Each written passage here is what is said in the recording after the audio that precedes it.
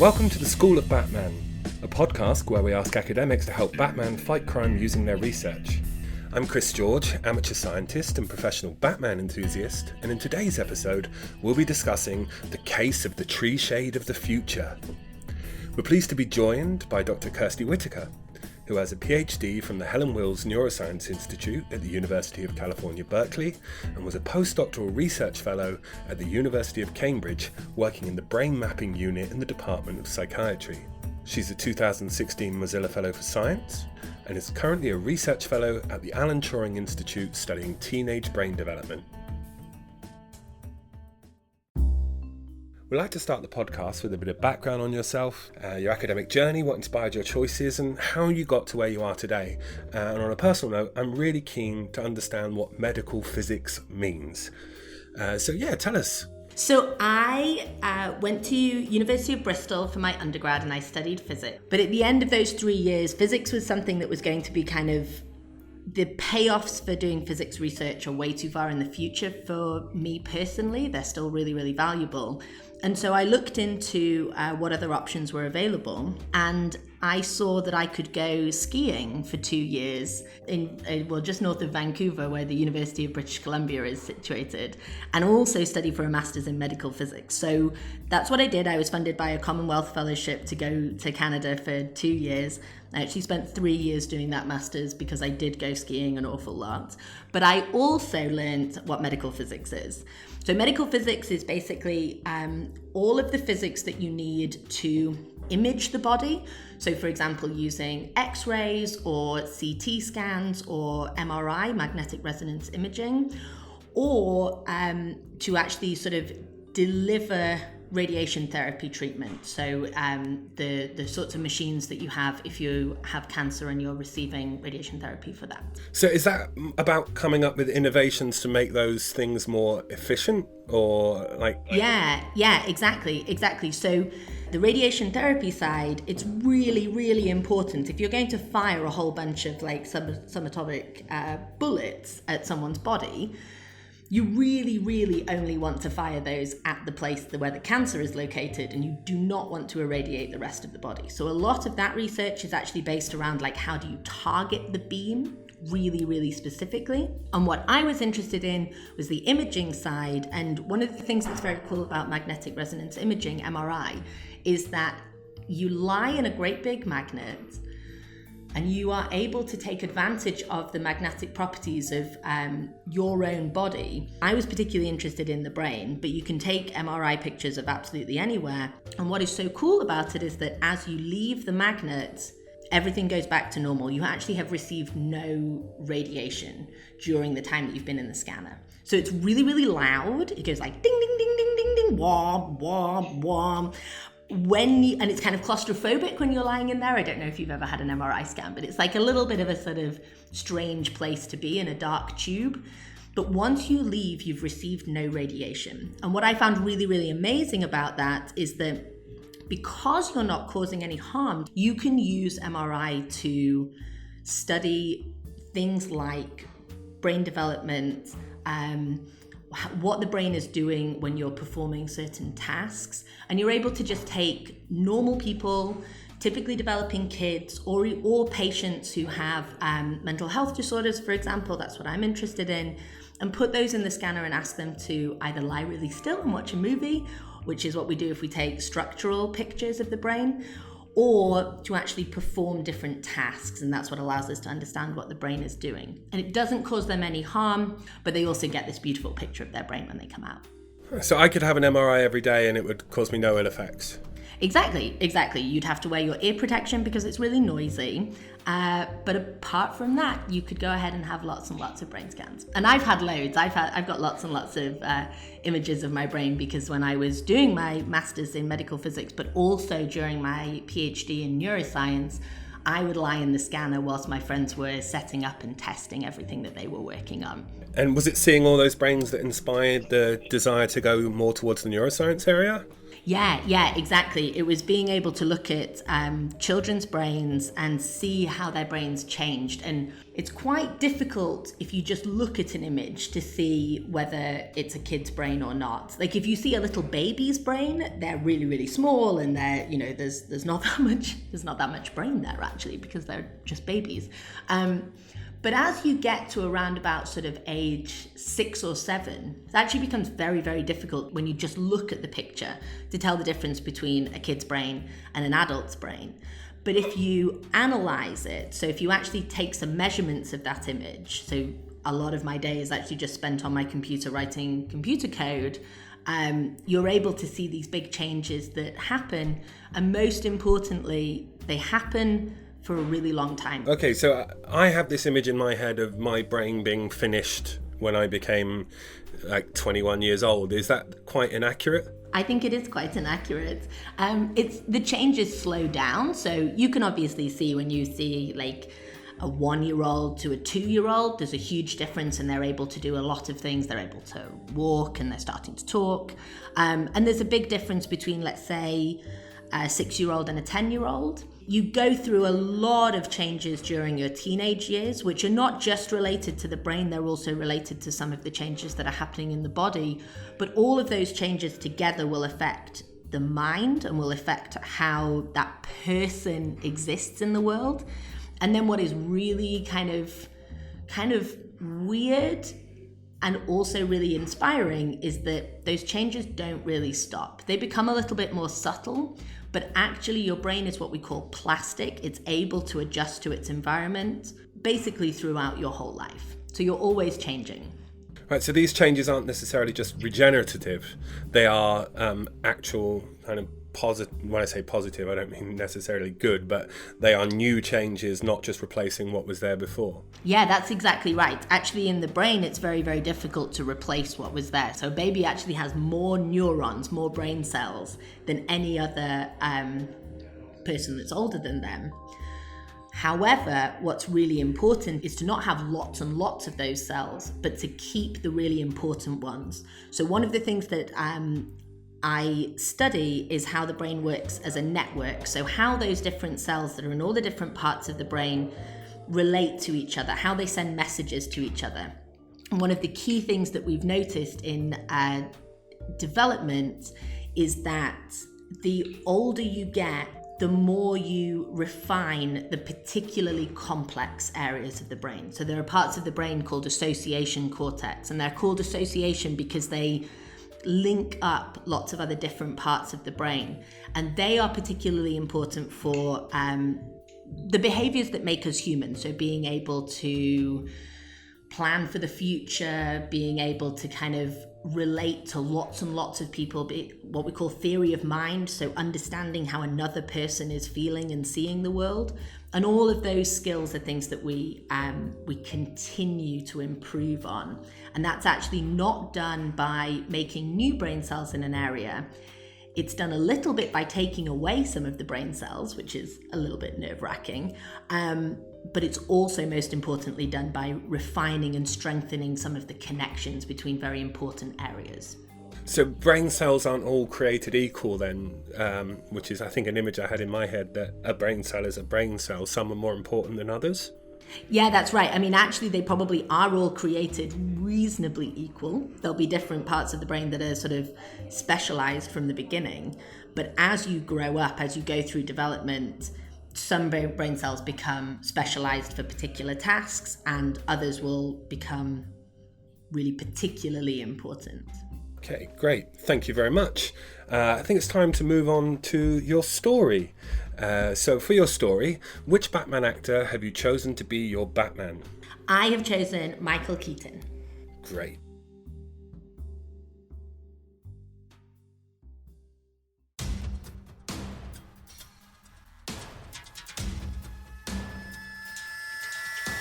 Batman is getting older. A 20-year veteran, no matter how many criminals he deals with, another stands in their place. Crime, depression, anger and poverty are rife. Inspired by some of the latest research coming out of Wayne Tech and an old quote he comes across in a rare moment of study, he decides to try a different path, a path for the Gotham of the future. Whilst Batman's war of attrition has been at a stalemate, Bruce Wayne's fortunes have been rising. Choosing an area around Crime Alley, he utilises the vast Wayne fortune to try and make a lasting difference.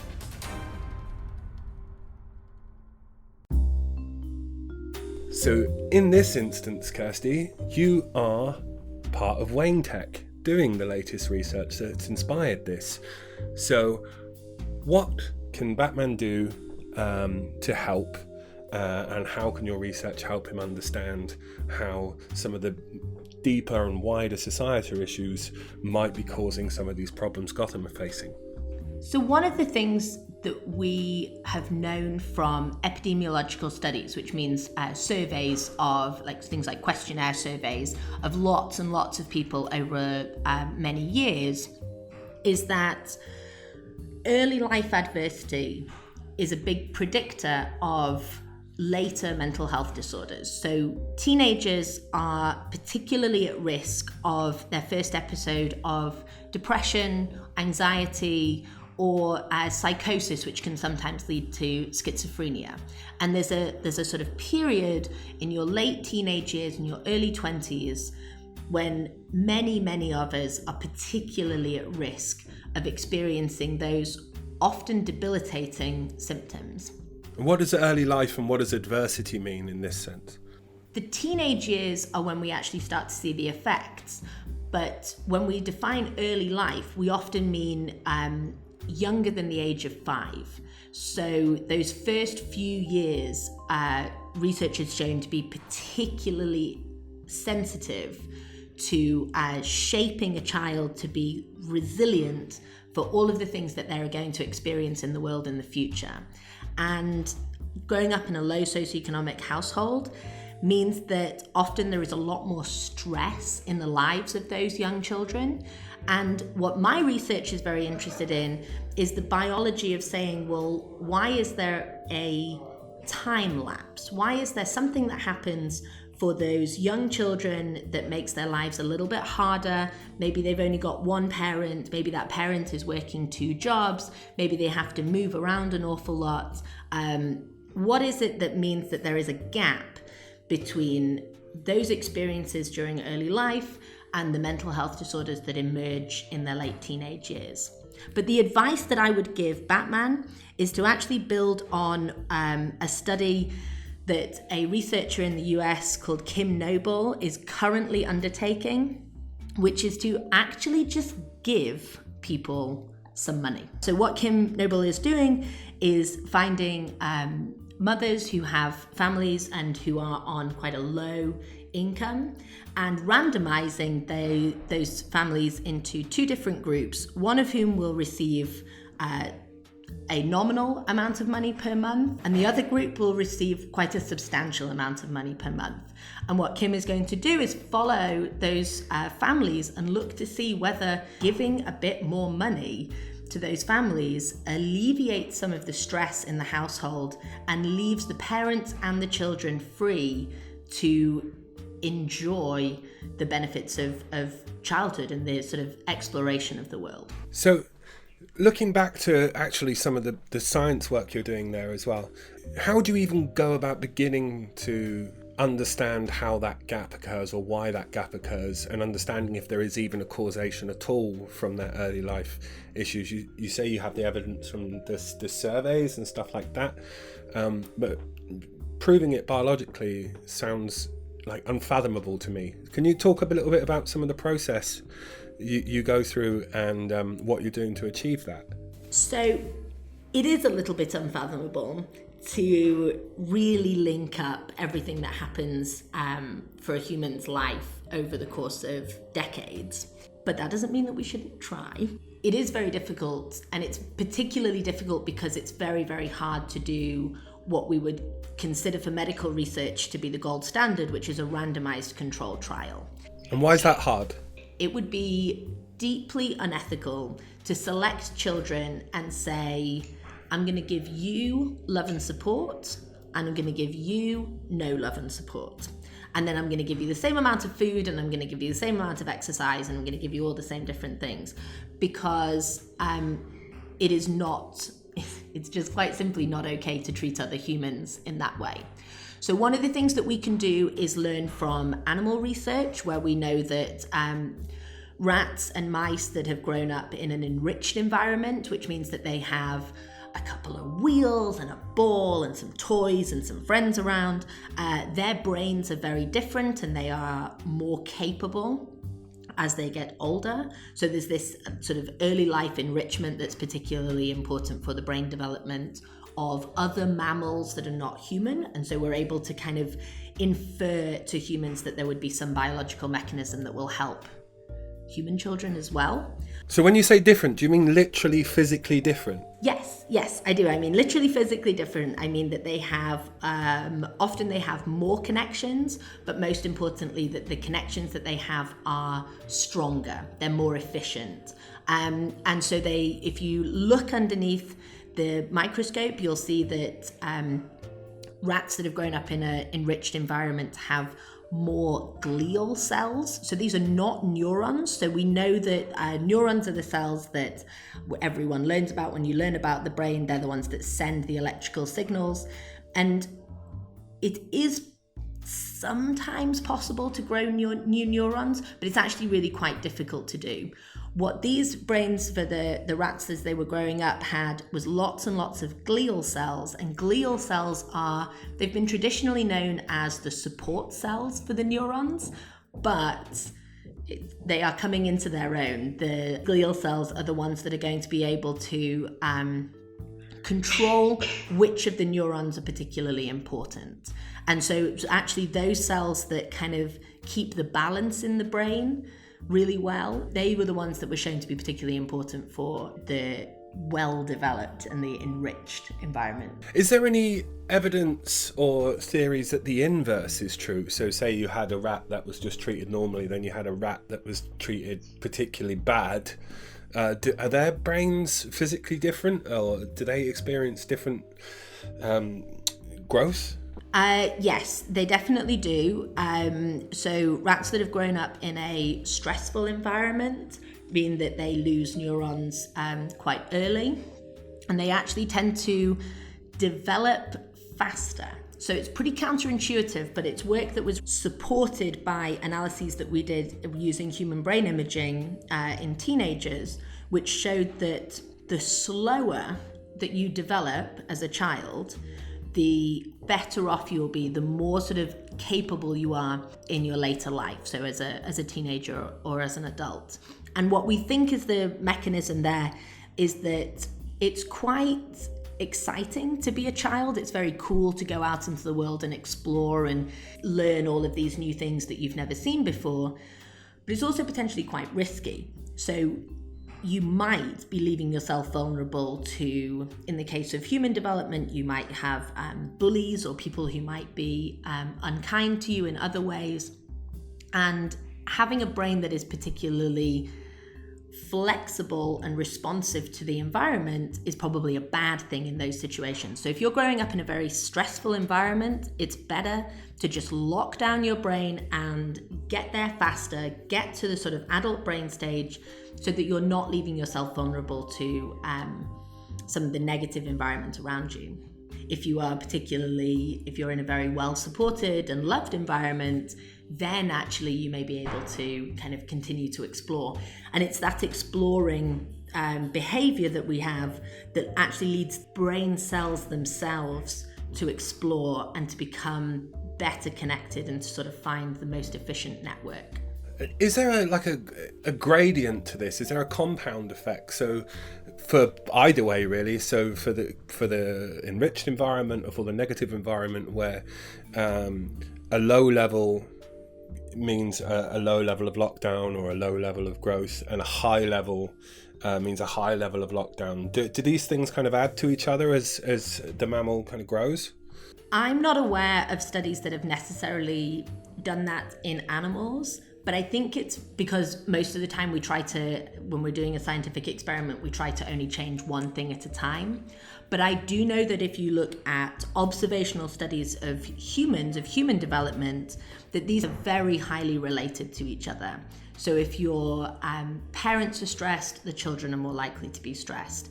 If you have mental health disorders in the family, you are both genetically but also behaviorally from the environment, from a nurture point of view, likely to experience those mental health disorders as a child as well. For depression, there is evidence for what we call a scarring hypothesis, which means that every time that you have an episode of a mental health disorder, so in this case depression, it actually leaves your brain more at risk to having another one and another one and another one. So one of the hypotheses that researchers are currently trying to investigate and get evidence for is the idea that early interventions, so supporting people the very first time that they have an episode of a mental health disorder, whether that's a psychotic episode that would predict a diagnosis of schizophrenia or a panic attack or depressive symptoms, that actually giving them treatment as early as possible stops the brain from going into that spiral that is a sort of feed forward mechanism and making yourself more likely to have those challenges again in the future. Right. So going back to Batman's plan, well, Bruce Wayne's plan in this instance, we've talked about universal basic income for the people in the area as a way, is probably a core kind of central tenet of what he's trying to do. Alongside that, would he programs that are possibly more obvious, things like lots of mental health provision, education, all of that kind of thing. Do you think these would be good ideas for improving the overall societal health of the area he's looking?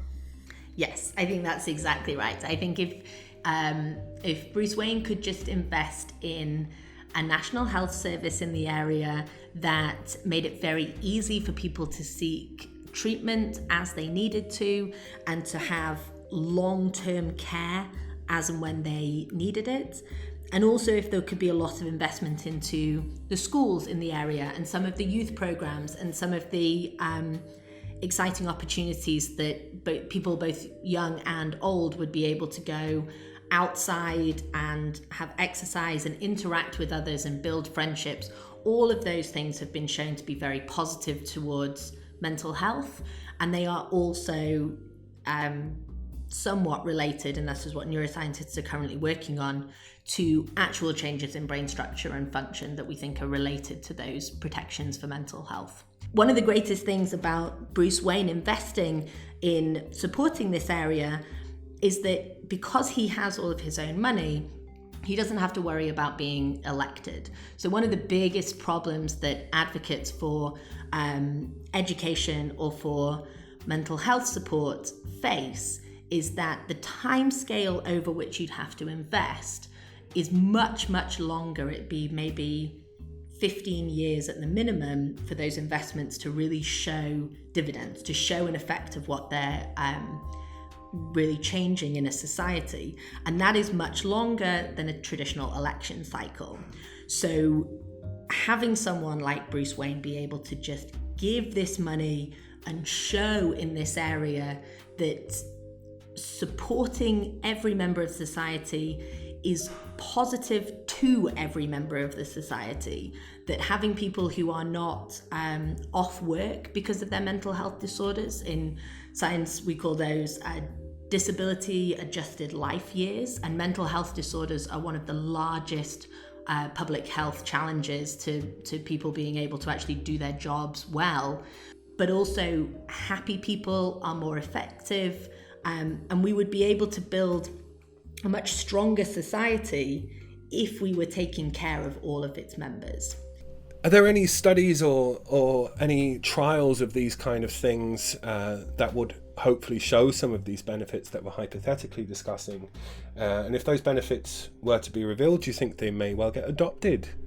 One of my most sort of joyful meetings that I had in 2017 was a meeting with the MP Norman Lamb, who is the chair of the Commons Select Committee for the Sciences. And it was really, really inspiring to meet someone who is in a position of power, who is an elected member of our government, who really cares about what happens to children in their early years. And it was wonderful to see at the end of the year a call for evidence to a government inquiry on early years intervention.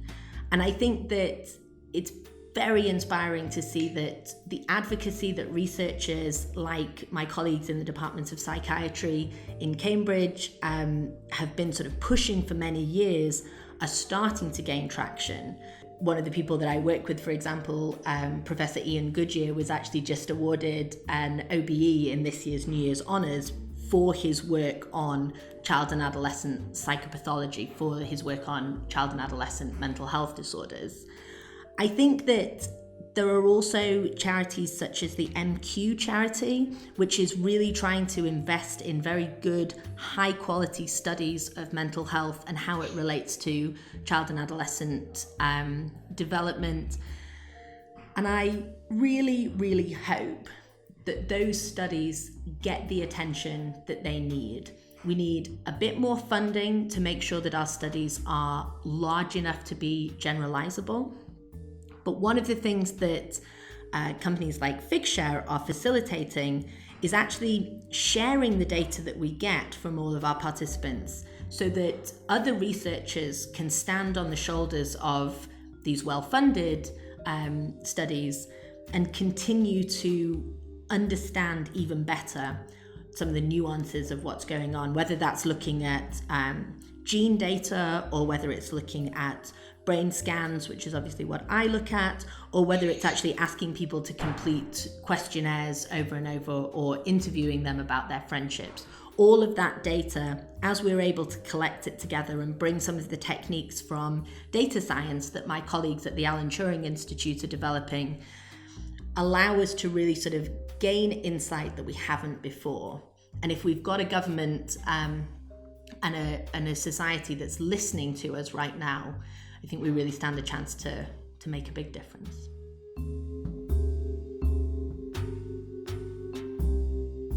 So that's all for now. Thanks for listening, and thanks to Kirstie for joining us. You can find her on Twitter at Kirstie_J, that's KIRSTIE_J, and at whitakerlab.github.io. If you'd like to discuss your research on a future episode, email us at info@figshare.com.